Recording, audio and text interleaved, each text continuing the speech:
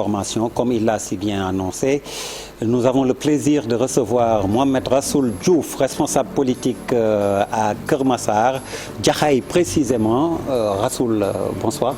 Bonsoir. Vous êtes de la majorité présidentielle. Exactement. Alors, l'actualité, les dernières informations par rapport aux élections locales, c'est l'investiture de Barthélémy Diaz, même si ce n'est pas votre camp, mais il sera votre adversaire, en tout cas pour Dakar. À Dakar, Barthélémy Diaz, Doudou Wade pour Wallu Sénégal, pour faire face à Diouf Sarr, votre candidat, ce sera corsé, serré?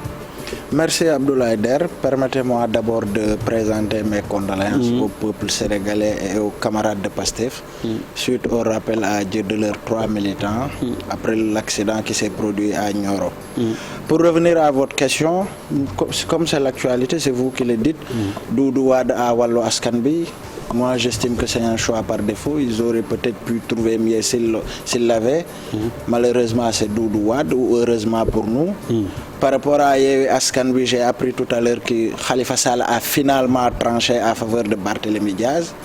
Là aussi, c'est un choix incompris pour la plupart des Dakarois, parce que Soham Wardini étant maire de Dakar depuis 3 ans et qui travaillait avec le programme de Khalifa Sall, aujourd'hui on ne comprend pas comment Khalifa a pu choisir Barthélémy au détriment de l'ancienne maire qui avait un bilan à présenter aux Dakarois.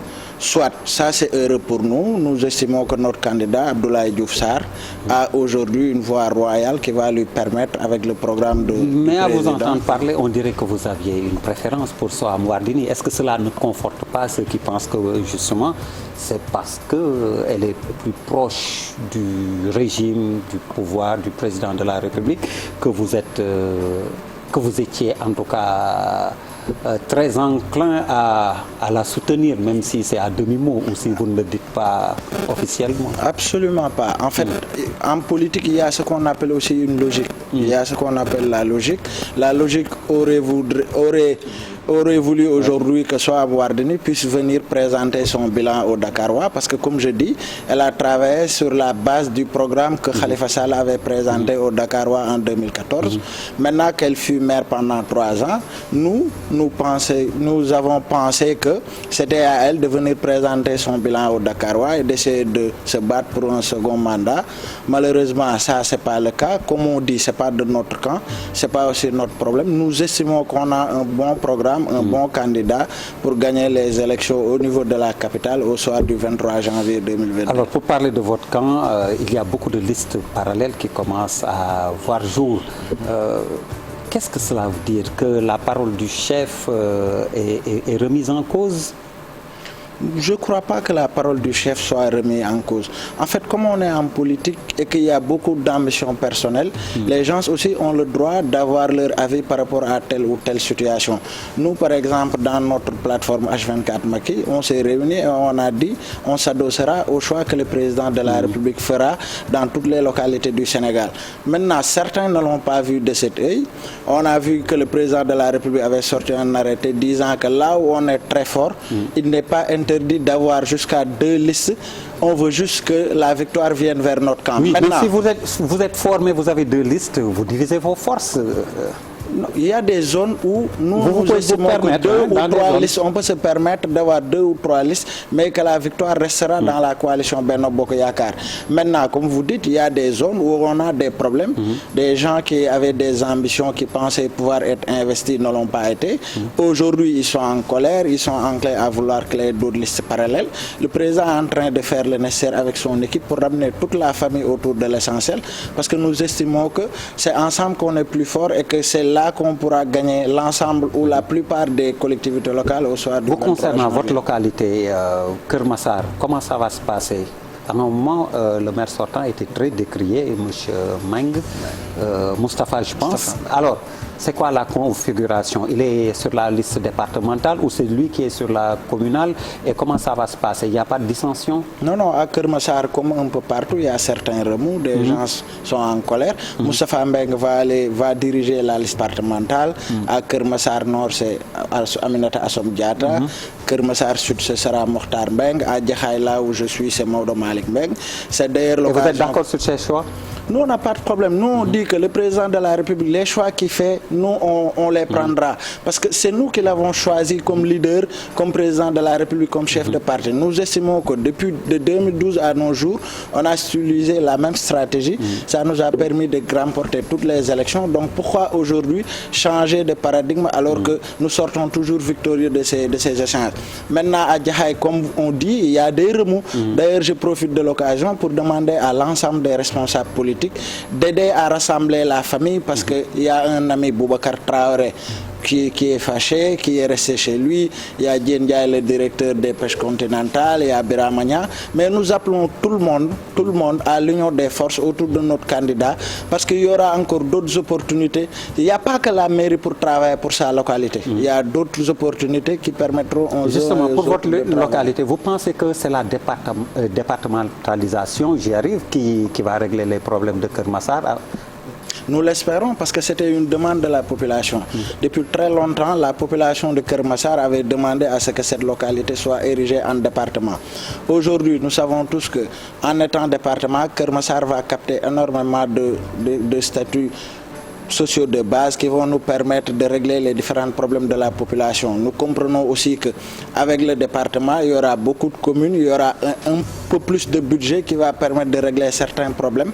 Donc nous croyons clairement que la départementalisation permettra de régler des problèmes. Vous pensez que pour ces investitures, votre coalition, mais en général les jeunes, on a fait une bonne place aux jeunes?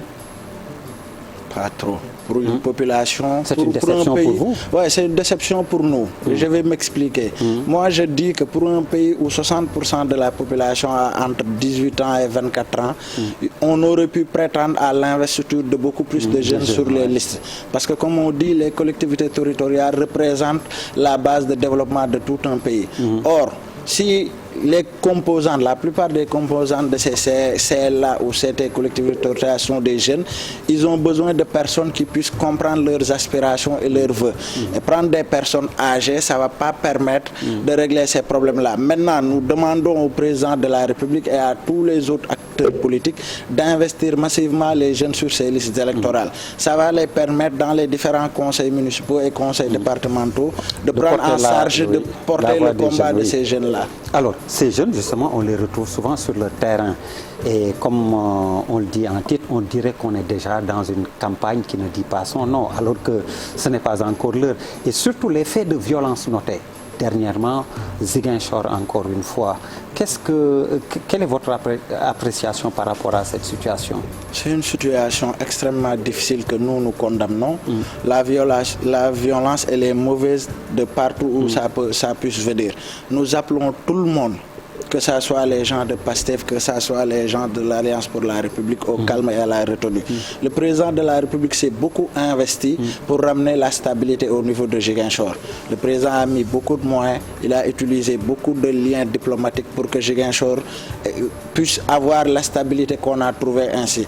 Maintenant, nous estimons pas normal qu'à travers des élections locales, que des fils de Casamance se battent entre eux.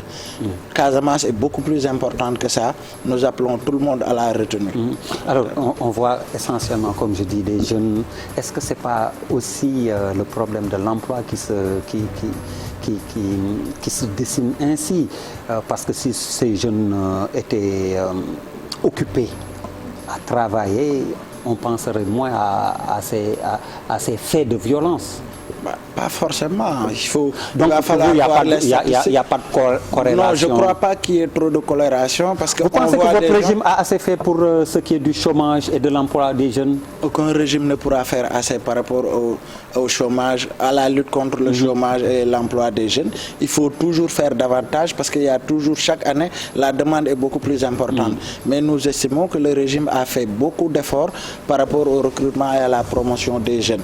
Maintenant, comme on dit, ces jamais assez. Nous exhortons le président de la République, comme il l'a fait avec l'organisation du Conseil présidentiel par rapport à l'emploi des jeunes, à inciter davantage toutes ces structures-là qui ont en charge ces dossiers de faire le nécessaire, d'accélérer le pas pour aider ces jeunes-là à trouver une formation et puis un emploi décent. Particulièrement pour Keur Massar, qu'est-ce que vous auriez préconisé si vous aviez l'occasion de voir le président de la République, par exemple, pour Keur Massar et l'emploi des jeunes? Par rapport à l'emploi des jeunes à Keur Massar, comme je l'ai dit, il y a énormément de jeunes. Maintenant, ce que nous veut, c'est que le président aide les jeunes de Keur Massar à avoir une qualification, parce que c'est extrêmement important. Même les financements, ils sont bons. Financer des jeunes à faire des projets, c'est bien. Mais avant de les financer, il faut d'abord les capacités.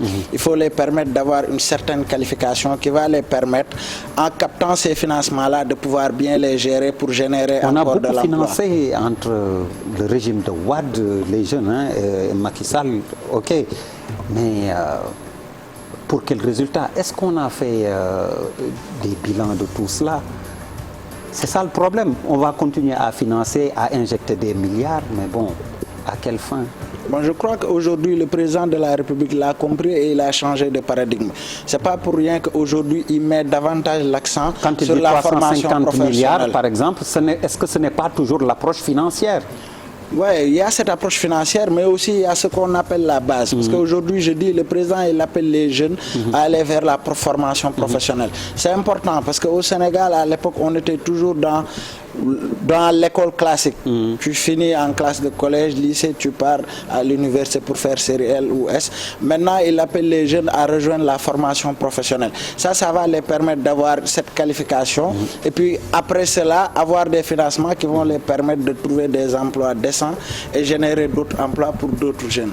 Mohamed Rassoul Diouf, je vous remercie. Merci beaucoup, Der, pour l'invitation. J'appelle la population de Keur Massar et de Jaxaay à voter massivement la liste Benno Bokk Yaakaar. Vous êtes, comme je disais, et ce qu'on vous reproche, vous êtes déjà en campagne avant l'heure. Merci en tout cas, mesdames, messieurs, de nous avoir suivis. Bonne suite de programmes sur la TFM, la télévision Futur Média.